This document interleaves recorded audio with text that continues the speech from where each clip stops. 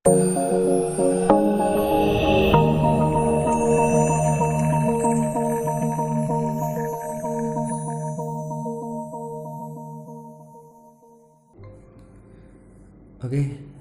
apa kabar semuanya? Kita kembali di pertemuan yang ketiga. Nah, di sini kita akan membahas tentang bagaimana cara mendesain template. Nah, sebelum kita masuk ke pertemuan 3, kita review dulu pertemuan yang kedua, di mana kita telah mengerjakan latihan mengenai konsep dari MVC yang menghubungkan controller ke model dan menampilkannya ke bagian view sehingga tampilannya sebagai berikut.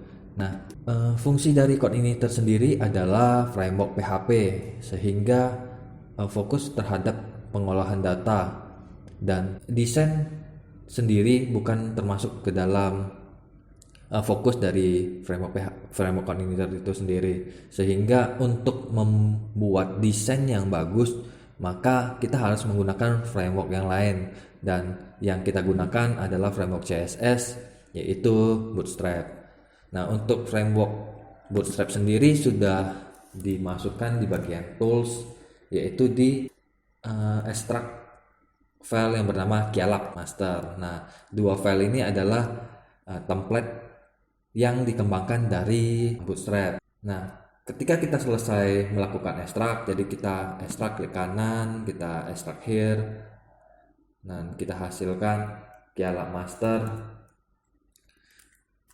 Nah, ini merupakan framework CSS yang sudah termasuk dengan HTML, kemudian JavaScript. Dan untuk mengetahui bagaimana template dari Bootstrap ini, kita buka aja index.html-nya. Jadi ekstensinya masih .html. Kita double klik aja untuk membuka bagaimana sih tampilan dari template Bootstrap ini. Nah, template Bootstrap ini memiliki 4 bagian. Yang pertama itu header. Header ini berisi logo dan beberapa menu. Kemudian bagian sebelah kiri itu adalah menu. Kemudian di sidebar yang paling besar itu adalah bagian konten, dan yang terakhir adalah bagian footer. Nah, untuk yang bagian header, menu, dan footer ini sifatnya statis sehingga tidak akan berubah ketika kita pindah ke menu yang lain. Dan konten itu bersifat dinamis sehingga ketika kita membuka menu pelanggan, maka dia akan menampilkan data pelanggan. Dan ketika kita membuka menu barang, maka dia akan menampilkan data barang, sehingga konten itu bersifatnya dinamis. Dan pertemuan ini adalah bagaimana kita memasukkan template ini ke dalam coordinatornya kita. Jadi sebelumnya coordinator yang udah kita bangun, kita tambahkan dengan Bootstrap, kemudian kita kembangin supaya template si Bootstrap ini terpisah antara header, menu, konten, dan footer. Nah, tujuan dari pertemuan ini adalah dua hal tersebut, memasukkan dan kemudian memisahkan setiap bagiannya. Nah, hal yang pertama dilakukan adalah kita ekstrak, kemudian yang tidak diperlukan kita hapus saja. Yang tidak diperlukan file itu semuanya kecuali index dan login serta style.css. Nah, selain itu kita hapus saja, kita delete. Nah, ini adalah file yang kita butuhkan di dalam template-nya kita. Dan hal yang pertama yang kita lakukan, kita buka materi pertemuan 3. Nah, di sini kita diminta untuk ekstrak, kemudian menghapus semua file kecuali index, login, sama style. Yang ketiga adalah kopas folder. Jadi semua folder dikopas ke bagian e-commerce-nya kita. Nah, kita blok semua folder plus file style. Kita copy, kita pindah ke bagian e-commerce. Nah, kita pastein di bagian ini.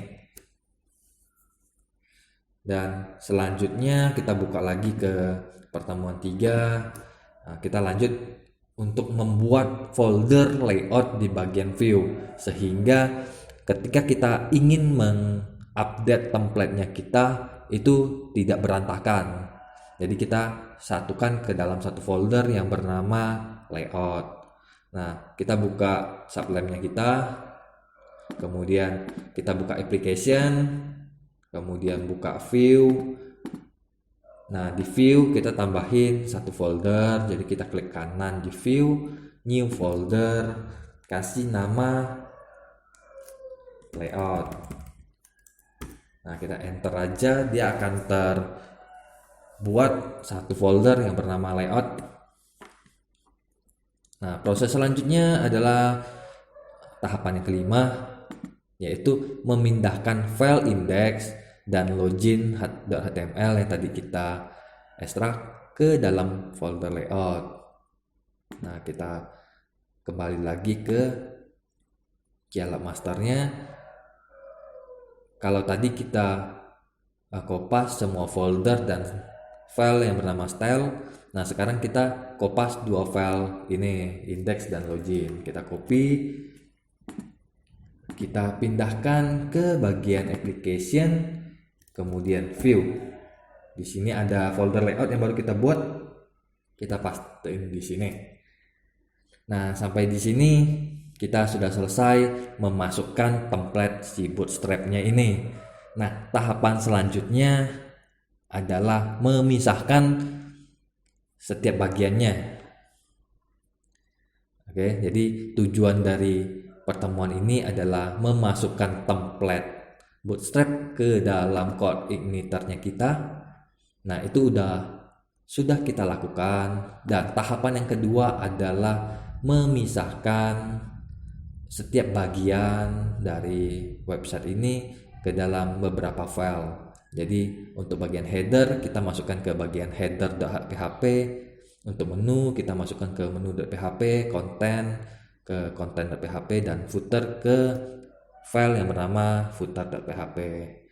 Nah, di sini kita sediakan dulu file-filenya.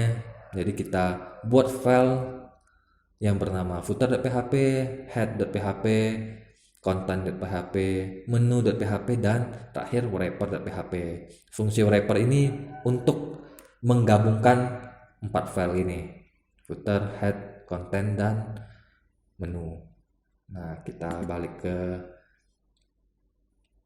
Sublime. Di bagian layout kita klik kanan, kita buat file baru yang bernama head.php. Head pakai huruf besar nggak ya? Huruf kecil. Nah, kita simpan, kemudian kita klik kanan lagi, new file, kita simpan lagi dengan nama menu.php, kita simpan lagi, kemudian buat file lagi yang bernama content.php, simpan content.php, kemudian kita buat file lagi yang bernama footer.php. Nah, yang terakhir kita gabungkan menjadi satu file yang bernama wrapper.php. Nah, kita simpan. Nah, sampai di sini kita sudah selesai tahapan yang keenam, yaitu membuat filenya. Kita siapin filenya. Nah, selanjutnya adalah kita memisahkan. Nah, seperti ini. Jadi kita pisahkan header, kita masuk ke header.php, menu ke menu.php, konten ke content.php, footer dan ke footer.php. Nah, fungsi wrapper adalah kita menggabungkan menjadi satu file lagi yang berisi 4 bagian tersebut, dimulai dari head, menu, konten, dan terakhir footer. Jika kita salah atau terbalik menyusunnya, maka website kita akan menjadi berantakan. Apa sih tujuan dari memisahkan keempat file tersebut? Nah, tujuannya itu agar ketika kita coding di kedepannya kita akan terbantu sekali dengan yang namanya wrapper ini. Jadi ini untuk memudahkan kita untuk proses selanjutnya kayak gitu. Nah, yang kita lakukan pertama adalah coding di bagian wrapper yang berisi require once, head, dan seterusnya. Nah, kita balik ke wrapper, kita buka wrapper.php, kita pasang sintak tag PHP yang berisi require once, head.php. Kemudian kita kopas saja, kasih namanya menu.php, content.php, dan terakhir footer.php. Nah, sampai di sini kita sudah selesai mengerjakan tahapan yang ketujuh. Nah, tahapan yang selanjutnya adalah memindahkan file yang index.html ke dalam head.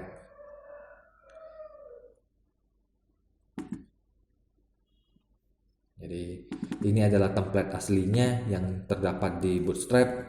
Kita copy, kita pindahkan ke head. Kenapa ke head? Nanti bakal kita pisah head, maka dia akan ambil sintak yang head saja.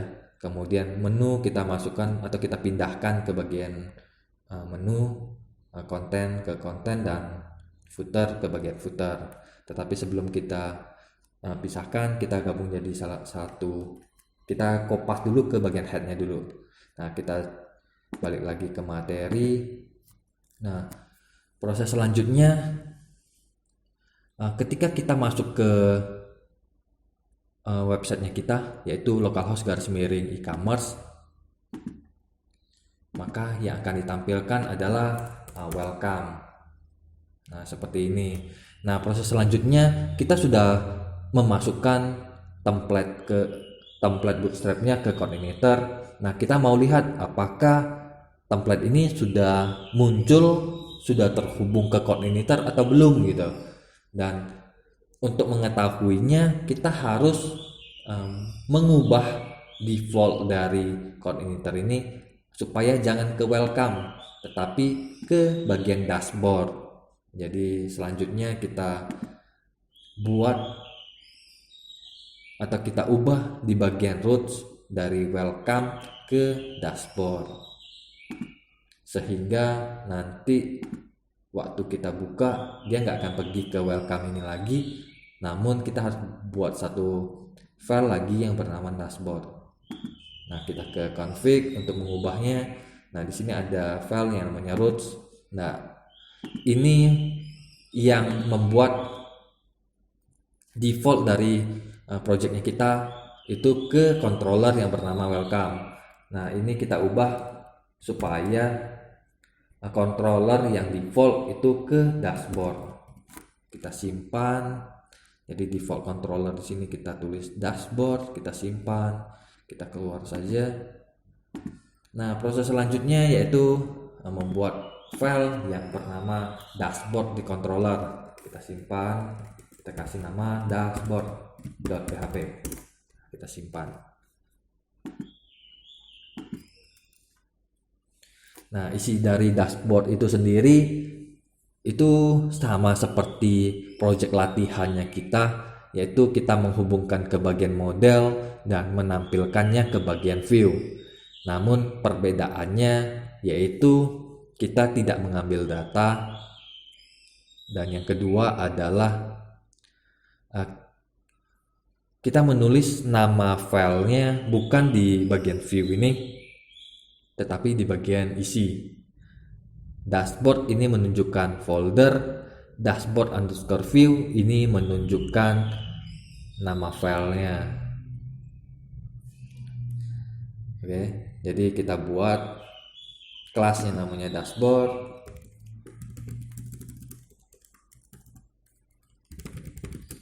Nah, kelas dashboard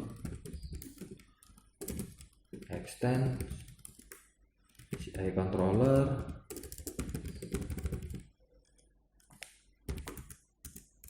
dan di sini kita hubungkan ke model yang bernama general model.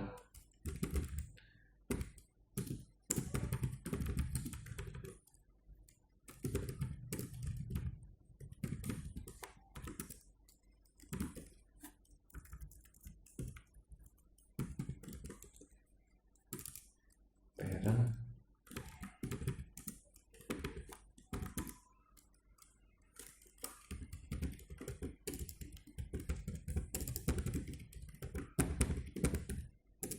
Kita load model yang namanya general model, dan proses selanjutnya adalah kita buat fungsi yang baru yang bernama index.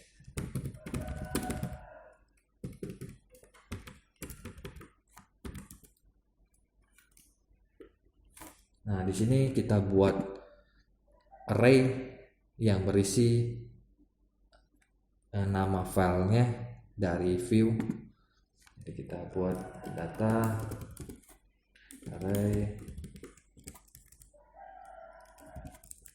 isi, kita kasih namanya, nama foldernya dashboard, kemudian nama filenya dashboard underscore view.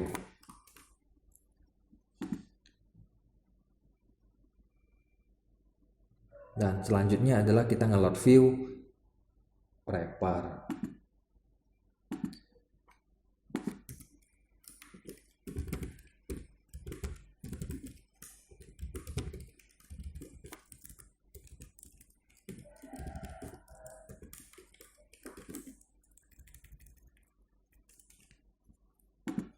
Oh iya, wrapper ini di dalam folder layout ya.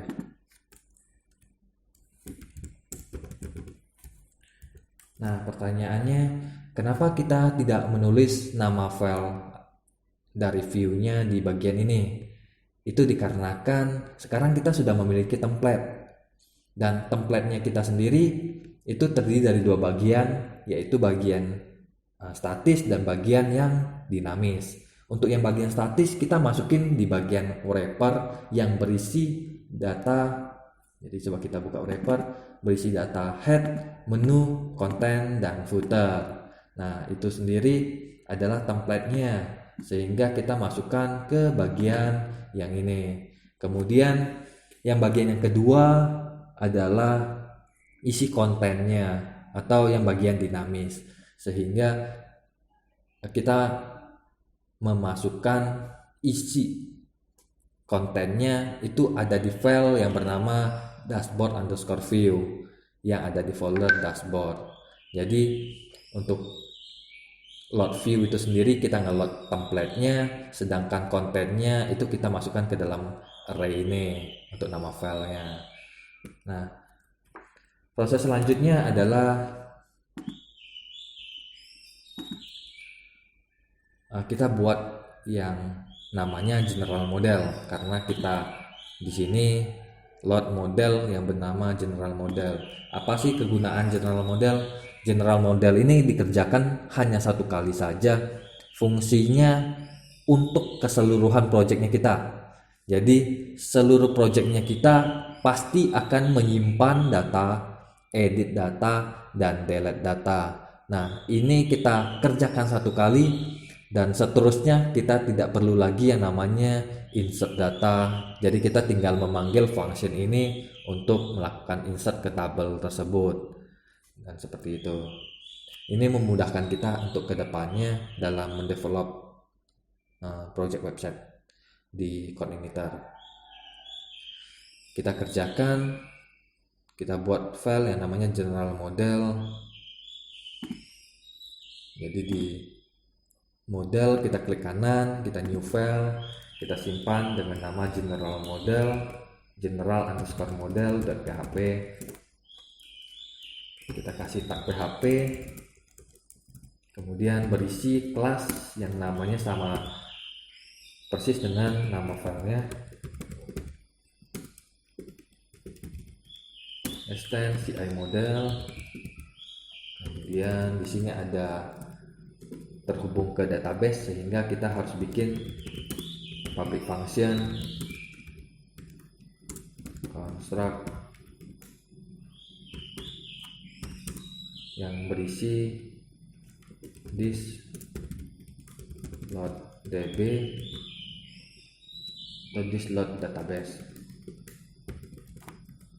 Dan kita kembali lagi ke materi. Nah, setelah kita ngeload database-nya, proses selanjutnya adalah membuat function add new, edit data, dan delete data. Kita lakukan satu persatu. Kita mulai dari yang add new. Jadi setelah tutup function, kita buka lagi function yang baru yang bernama add new. Nah, di sini parameternya adalah table name and data. Jadi table name dan data. Kemudian kita isi syntax this db insert table name kemudian data.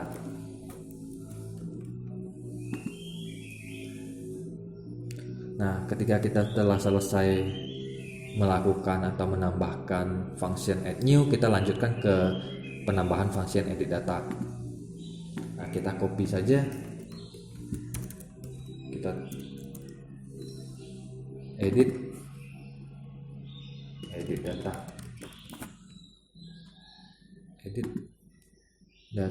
Nah, di sini parameternya ada 3, table name, data, dan where. Jadi untuk pengeditan kita harus berdasarkan where primary key-nya apa gitu, sehingga kita butuh 3 parameter.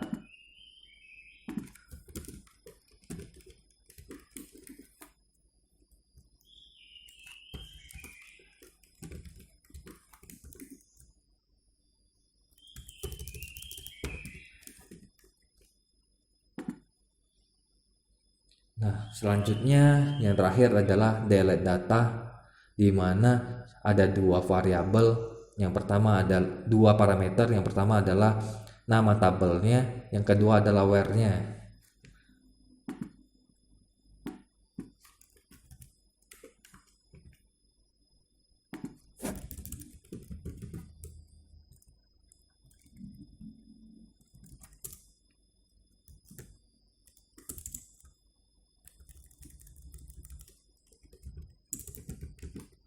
Kita simpan. Nah, sekarang general modelnya telah dibuat dan bisa dimanfaatkan di seluruh projectnya kita. Dan ini adalah kelebihan dari sistem yang OOP, karena sistem OOP bisa kita buat satu kali dan bisa dimanfaatkan untuk keseluruhan project. Dan selanjutnya kita balik lagi ke materi. Ketika kita telah membuat controller yang bernama dashboard, kita hubungkan ke model yang bernama general model, dan yang terakhir kita load view yang bernama dashboard underscore view. Nah, proses selanjutnya adalah kita membuat file yang bernama dashboard underscore view. Nah, cara buatnya, kita ke view, kita buat foldernya terlebih dahulu, dikarenakan dashboard ini merupakan nama foldernya dan dashboard view merupakan nama filenya. Jadi kita buat dulu folder dashboard tersebut di bagian view, dashboard. Nah, di dalam dashboard kita bikin file baru bernama dashboard underscore view.php. Kita simpan. Nah, kita tes apakah koordinatornya kita telah terhubung dengan template si Bootstrap, karena kita telah masukkan template-nya di bagian layout, khususnya di bagian head. Dan head ini sendiri sudah kita masukkan ke wrapper, dan wrapper telah kita include-kan ke dalam dashboardnya kita, sehingga template-nya harusnya telah muncul dikarenakan telah kita include-kan di controllernya kita. Nah, selanjutnya kita tes, dan ketika ada kesalahan maka cari di line number 5, jadi dikasih tahu oleh koordinator bahwa ada kesalahan di line kelima adalah unexpected titik koma di controller yang namanya dashboard. Ada kesalahan, harusnya ini titik koma dan ini di sini. Kita simpan, kita buka lagi, dan harusnya tampilan dari websitenya telah terhubung ke dalam coordinator. Proses